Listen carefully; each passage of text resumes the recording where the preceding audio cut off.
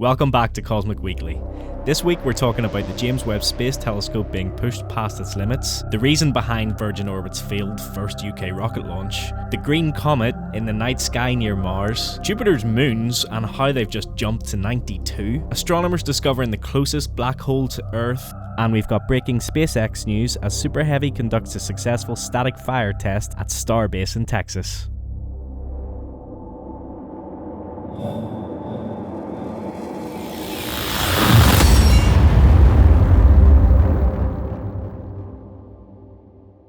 On September 26, 2022, NASA's James Webb Space Telescope went above and beyond its original specification to observe the Double Asteroid Redirection Test, otherwise known as DART, probe's collision with the asteroid moonlet Dimorphos. It was a first-of-its-kind experiment to prove that humans can alter the trajectory of an asteroid if it threatens Earth in the future. The James Webb Space Telescope wasn't originally built to observe fast-moving objects like the DART probe. In fact, it was only designed to track slow-moving objects like Mars, which crosses the sky at a speed of about 30 milliarseconds per second. However, the asteroid was 24 times closer to Earth and travelled at more than 3 times that speed. Despite the technical difficulties, the team behind the James Webb Space Telescope was determined to capture images of the historic event. They practiced tracking near-Earth asteroids and managed to increase the telescope's tracking speed limit to 75 milliarseconds per second. The result was a stunning sequence of images capturing the DART impact and its aftermath, giving some astronomers valuable insights into what Dimorphos is made of and how to optimize a future asteroid deflection operation if needed. The JWST wasn't the only spacefaring observer of the DART impact. The older Hubble also chipped in, and the Italy-built Lycia Cube captured images from a distance of only 600 miles. This historic event was a great example of our capabilities and the lengths we will go to protect our planet and understand our universe. Next this week is Virgin Orbit's failed debut UK rocket launch and how it was traced to a $100 part. It's been a couple of weeks since Virgin Orbit's first UK mission, Start Me Up, failed after Launcher 1 was fired from beneath the firm's modified Boeing 747. The company has been working hard to figure out what went wrong, and it seems that they are getting closer to the truth. According to officials, the problem might have been caused by a part in the rocket's second stage engine. The CEO of Virgin Orbit, Dan Hart, said at a conference in California, "Everything points to right now a filter that was clearly there when we assembled the rocket, but was not there as the second stage engine started, meaning it was dislodged and caused mischief downstream. If this is indeed the cause," Hart added, "this is like a $100 part that took us out." Both Virgin Orbit and the UK Space Agency have launched investigations into the failure, which took down 9 small satellites along with the rocket. The company's carrier plane Cosmic Girl was undamaged in the incident. The Cornwall launch was a historic effort for Virgin Orbit and Spaceport Cornwall. The UK announced in 2014 that it would create infrastructure for small satellite launches to bounce into a fast-growing global space market, and it has already hosted big names like Airbus, Surrey Satellite Technology and Clyde Space. There are also other sites in the UK looking to get in on the action, such as Space Hub Sutherland in Scotland and Saxavord Spaceport on the Shetland Islands. Up next, we're talking about the Sun shooting a powerful flare that knocked out shortwave radios. The Sun is always a busy place, and this week was no different. The active Sun fired off several solar flares, with one causing a momentary lapse in shortwave communications over the Pacific Ocean.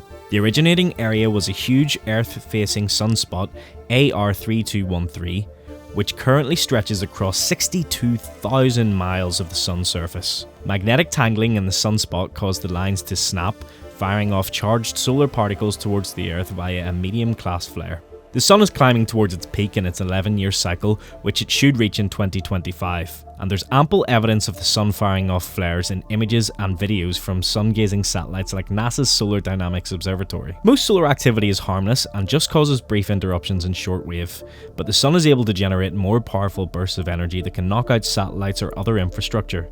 That's why NASA and the European Space Agency partner with entities around the world to keep a 24/7 watch on our solar neighbour through telescopes, satellites, and other observations in multiple wavelengths.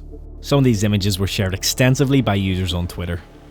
User @DRKStrong shared a gif of the flare saying, "A double M flare sunspot region 2213 just produced an M4 flare, peaking at 2258 UT, followed by less than 10 minutes later by an M6 flare." Another Twitter user shared this incredible image stating, This filament eruption from today gives us a fascinating view of the filament's cool, dense plasma being lifted through the hot, tenuous corona as it is trapped within an insulating magnetic flux rope. Shown here is a combination of 171 and 304A imagery from SDO/AIA. Next up this week, Comet C/2022 E3 ZTF, otherwise known as the Green Comet, is travelling through the Taurus constellation, making a pit stop near the red planet Mars. From February 9th to the 14th, you'll be able to see the comet right next to Mars in the night sky. If you're not able to see it in person, you can watch a live stream of the comet's approach on the Virtual Telescope Project's website. For those who are able to make it outside to a dark sky, you can see the comet with just your eyes, though binoculars or a telescope will certainly give you a better view. Mars offers an excellent reference point as it will be located high in the sky an hour after sunset. This month, Venus and Jupiter are also positioned well for the early evening viewing. For those who are new to stargazing, there are plenty of stargazing apps available that can help you locate the comet, Mars, and nearby constellations. Just remember though that the stunning full-colour photos of the comet that you see online are usually taken with high-quality astrophotography equipment and are usually the result of multiple long exposures processed using specialised software. However, even through a telescope or binoculars, you'll still be able to see this magnificent visitor before it leaves our solar system forever. So grab a warm blanket, some hot cocoa, and head outside to catch a glimpse of this interloper before it speeds away. Let's hope for clear skies. Next up, we have some huge news from the largest planet in our solar system, Jupiter. Scientists have made a stunning discovery, adding 12 new moons to the total count. That's right, Jupiter now has 92 moons, the most of any planet in our solar system. Saturn does come in close second with 83 moons, while Uranus has 27, Neptune has 14, Mars has 2, and Earth just 1. The new moons were discovered using telescopes in Hawaii and Chile and were confirmed with follow-up observations. These moons range in size from 0.6 to 2 miles, and their orbits are still being studied. Moving on, astronomers have confirmed the existence of K2-415b, an Earth-sized exoplanet just 72 light-years away from us. The planet was found as researchers were analysing data from the Kepler telescope and was confirmed by studying data from TESS. The planet is very close in size to Earth but has a much higher mass and circles much closer to its host star, taking just 4 Earth days to complete one orbit. Although it's a little too close to be considered habitable, it does have an atmosphere and qualifies for further research. The K2-415 star system will continue to be the focus of research effort as there may be other planets orbiting the host star. Next up on Cosmic Weekly, astronomers have discovered the closest black hole to Earth. Dubbed Gaia BH1, this dormant black hole weighs about 10 times the mass of the Sun and is located about 1600 light-years away. The discovery was made possible by observing the motion of the black hole's companion, a sun-like star that orbits the black hole in a wide orbit, much like the Earth orbits the Sun. If you replaced our Sun with the black hole and the Earth with the Sun, that gives you an idea of what the orbit's like.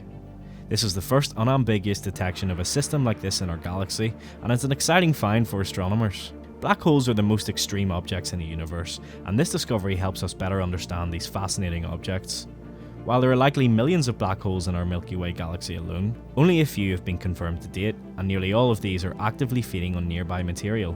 But Gaia BH1 is different. It's a dormant black hole that simply blends in with its surroundings. Yesterday, February 9th, SpaceX took another huge leap towards their first orbital test of their new rocket system Starship, which is made up of a Starship and a super heavy booster. Yesterday they performed what is known as a static fire test, which is when they ignite the engines of the rocket without taking off. The plan was to ignite all 33 engines, but in the end they only managed to ignite 31 out of the 33 engines. Elon Musk tweeted saying the team turned off one engine just before start and one stopped itself, so 31 engines fired overall, but still enough engines to reach orbit. When it makes its maiden flight, Starship is going to become the most powerful operational rocket system in history, and its orbital test could come within the next month. Even though all 33 engines didn't ignite, 31 engines still meant that it broke the Soviet N-1 rocket's record of 30 engines working together at one time. The static fire lasted for about 7 seconds, which is the duration that SpaceX had mapped out beforehand according to their Twitter. NASA's Space Launch System generates about 8.8 million pounds of thrust on liftoff. Super Heavy's 33 Raptors will produce about 16.5 million pounds of thrust at full power. And when the orbital test does finally occur, the Booster 7 and Starship 24 Duo will become the most powerful rocket ever to fly. And finally, While we're on the topic of space exploration, we can't ignore the buzz that has been taking the internet by the storm this past week. An image captured by NASA's Mars Reconnaissance Orbiter in December has everyone talking. The image, which shows a patch of the Martian landscape with two craters for eyes and a volcanic formation for a nose and mouth, bears a striking resemblance to a bear. Some have been quick to attribute this to a phenomenon known as pareidolia, where humans tend to see meaningful images in random patterns. However, it is hard to deny that it really does look like a bear. And that's it for this week's episode of Cosmic Weekly. We hope you enjoyed this episode and learned something new. Join us again next week for more exciting space news. Until then, keep looking up.